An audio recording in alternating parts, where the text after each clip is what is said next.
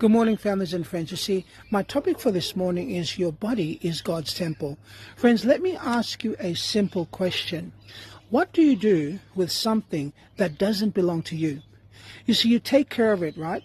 You see, the Bible says in 1 Corinthians 6:19-20, do you not know that your body is a temple of the Holy Spirit?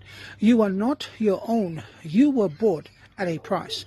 Therefore, glorify God in your body.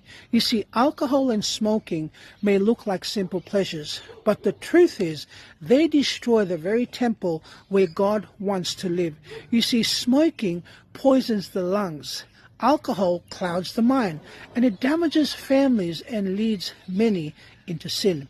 In Proverbs chapter 20 verse 1, it warns, wine is a mocker, strong drink is raging, and whoever is deceived thereby is not wise. You see, God calls us to something better.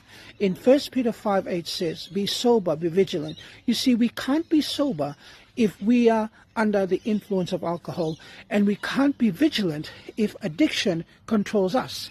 You see, Ellen White wrote, she says, tobacco is a slow, insidious, but most malignant poison. And she was right.